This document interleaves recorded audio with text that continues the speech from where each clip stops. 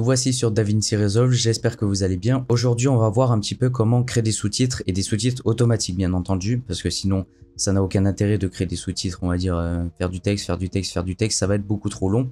Donc, on va créer des sous-titres automatiques et vous allez voir sur DaVinci, c'est vraiment assez sympa si jamais vous ne connaissez pas. Donc là, j'ai une séquence donc voilà, d'un gars qui parle plutôt lentement, donc ça, c'est vraiment pas mal. Je vais sélectionner, je vais aller dans Timeline et ensuite, je vais créer des sous-titres de l'audio.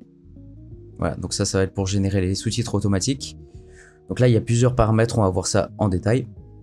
La langue, bon déjà, vu que notre personne ici parle français, donc on va mettre français. Là, il est possible que vous ayez deux français, donc là, ça va être le deuxième. Donc ça doit être à mon avis genre français québécois ou quelque chose comme ça, ou et français de France. Donc je sais pas, mais dans tous les cas, c'est le deuxième qu'il faut prendre. Pré-réglage des sous-titres, donc là on va laisser par défaut, ça sera très bien. Maximal nombre de caractères, donc ça va être le nombre de caractères sur, on va dire, une piste de sous-titres. Par exemple là, si jamais il y a des sous-titres, il va y avoir 42 caractères. Voilà, tout simplement. Ligne, j'aime bien les lignes en double. Donc ça, les lignes en double, il va y avoir littéralement 2 lignes par sous-titre entre guillemets. Donc ça, c'est vraiment utile lorsque vous allez faire par exemple des vidéos... on va dire long format mais que vous voulez ajouter des sous-titres, on va dire pour dynamiser, ça peut être assez sympa. Pour les shorts YouTube, on verra que ça sera un peu différent de ce côté-là. Espace entre les sous-titres, donc ça va être, on va dire, pour créer un delay. Je dis delay, c'est en anglais. Pour vous expliquer un petit peu, c'est un petit peu comme le J-Cut et le L-Cut. Si jamais vous ne connaissez pas, je ferai une vidéo dessus, ne vous inquiétez pas. Mais en gros, dans tous les cas, on va créer un délai pour donner un effet un petit peu plus dynamique. Voilà, donc ça se joue à rien, mais bon. Moi, je le laisse... Ouais, on peut mettre à 10, mais là, ça va devenir beaucoup trop long. Donc, moi, je le laisse à 0, ce sera très bien. Mais on peut mettre genre à 2, 3 à la limite pour faire un effet assez sympa au niveau du délai. Maintenant, on attend. Ça va prendre un peu de temps, donc c'est pour ça. Et on se retrouve après. Voilà, donc notre logiciel a fini de faire ça. Donc, on va voir un petit peu ce que ça donne. Je vais faire lecture et on se retrouve après. Et vous allez voir. Comment peut-on organiser ses journées quand on a plusieurs rêves et objectifs? Fonctionner par cycle, il faut que tu prennes certains objectifs et que tu en fasses des objectifs prioritaires et que tu... Voilà. Donc on voit déjà que c'est beaucoup plus clean. Petite anecdote si jamais vous ne connaissez pas, mais j'étais sur Premiere Pro récemment. Et sur Premiere Pro, en fait, il y a beaucoup plus de fautes, beaucoup plus de... Genre des fois, il y a des lettres, des mots qui sont complètement collés, des choses comme ça. Et même des fois, la transcription ne marche pas tout le temps. Donc là, vraiment, sur DaVinci, c'est vraiment plutôt clean. Bien entendu, il y a des fautes, mais on va corriger ça par la suite. Par exemple, ici, là, on regarde organiser ses journées. Là, c'est SES, mais bon, après, dans tous les cas, le logiciel pouvait pas le savoir parce que c'est exactement la même sonorité. Fonctionner. Mais là, par exemple, fonctionner, c'est pas comme ça, c'est fonctionner. Du coup, on va modifier ça. Pour modifier ça, on sélectionne tout. Et on va ici, du coup. Donc là, c'est à peu près la même chose que sur Premiere Pro, c'est à peu près le même délire.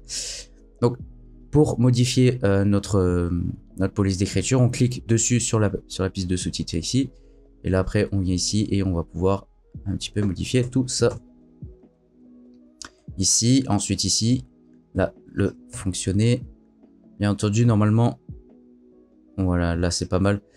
Donc voilà, va falloir faire ça sur pas mal de la vidéo. Et encore, en vrai, ça va, c'est plutôt clean. Mais si jamais vous faites des vidéos short et tout, vérifiez bien que tout y est. Si jamais vous avez une vidéo 10 minutes, ça peut être long, mais dans tous les cas, je me dis, est-ce que c'est moins long quand même que d'écrire tout à la main? Surtout sur une vidéo 10 minutes, vous allez mettre plusieurs heures à faire, alors que là, vous en avez pour plusieurs minutes. Donc vraiment, c'est pas négligeable. Donc voilà, maintenant vous savez comment modifier les sous-titres, du coup, via voilà ça. Maintenant, on va voir un petit peu comment modifier le texte, l'allure du texte, mettre des contours, mettre des effets pour le faire ressortir un petit peu plus. Donc là, on est dans sous-titres, on va aller dans piste. Et là, donc on va pouvoir faire toutes les modifications. Déjà, là, le début du comment, on le voit pas parce que le fond est blanc. Donc, ce qu'on va faire, c'est qu'on va mettre un contour. Là, le contour est blanc, donc on n'y voit absolument rien non plus. Donc, excusez-moi, je suis allé vite. Mais j'ai cliqué sur la couleur blanche ici. Je vais me mettre en noir, en restant appuyé bien sûr. Et tac. Donc là, ça me fait un contour noir parce que il faut que je coche cette fonctionnalité qui est externe uniquement. Donc ça va être les contours externes. Par défaut, c'est en contour interne. Donc voilà, c'est pas trop un intérêt assez stylé. Voilà, là déjà, on voit qu'il ressort un peu plus. Donc ça, vraiment utiliser aussi lorsque vous allez faire des vidéos de type TikTok, YouTube Short, etc. Des sous-titres avec des contours noirs, donc ça peut être sympa. Mais vous voyez que c'est déjà beaucoup plus clean et que ça ressort un peu plus. On va même le faire ressortir encore plus avec une petite ombre portée. Voilà, donc si jamais vous le voyez pas, c'est parce que voilà, c'est complètement superposé dessus. Donc là, vous pouvez vraiment choisir. Je vais mettre un peu vers le bas. L'opacité, bien sûr, je vais la régler. Et voilà. Là, on a quelque chose de pas mal.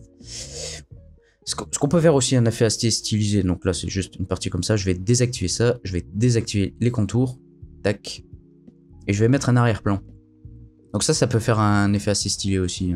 Par exemple, imaginons, ça peut être... des fois, je vois ça sur des sous-titres de jeux vidéo, des choses comme ça, on va dire avec un fond plutôt noir et des sous-titres avec un personnage qui parle. Donc ça peut être vraiment un effet assez stylé. Là, on peut mettre un contour. Là, on peut faire les courbures du coin aussi. On peut mettre pas de contour. Là, on peut mettre voilà, une boule comme ça. Opacité, bien entendu. Voilà, donc vraiment amusez-vous. Hein. Moi, je vais rester comme ça. Parce que je vais vous montrer aussi qu'on peut changer la police d'écriture. Après, le open sans, il est vraiment pas mal. Donc voilà. Ça va être en fonction d'eux. Mais par exemple, j'aime beaucoup mon effet. Je vais voir si je peux le trouver. Le Bebas Ne Bold. Voilà. Après les interlignes. Non, c'est pas les interlignes qu'il faut que je change. Ça va être le crénage. Voilà. Voilà, Bebas Ne, c'est une police d'écriture que j'aime plutôt bien. Donc, je vais juste augmenter le contour. Voilà, donc. Voilà, donc après, ben voilà. Et voilà, ce qui est bien, c'est que ça se fait sur toute la piste. Et si je dis pas de bêtises, il faut que vous ayez tout sélectionné pour modifier uniquement la police d'écriture sur toute la piste. Là, si par exemple je change ici, non, bah j'ai rien dit. Je ferme ma gueule. Si jamais ça vous intéresse, j'ai créé une vidéo gratuite où je vous montre un petit peu comment monter une vidéo de A à Z et surtout de la rendre dynamique, assez professionnelle aussi. Donc dans cette vidéo, je vais vous montrer un petit peu toutes les étapes, toutes les stratégies aussi à mettre pour rendre la vidéo dynamique. Tout ce que vous devez savoir en gros pour rendre le montage dynamique et surtout de A à Z. Voilà, donc dans cette vidéo j'ai mis à peu près, on va dire, la majorité de toutes mes connaissances dedans, donc vraiment voilà, donc c'est plutôt pas mal. Si jamais la vidéo vous intéresse, n'hésitez pas, c'est le premier lien en description. Vous avez juste à rentrer votre email et du coup je vous enverrai la vidéo par email. Voilà, tout simplement. Voilà, donc si jamais vous me découvrez, n'hésitez pas à vous abonner, hein, vous êtes toujours le bienvenu, n'hésitez pas aussi à liker, ça me ferait extrêmement plaisir. Et bah du coup on se retrouve demain pour une prochaine vidéo et du coup je vous dis à demain.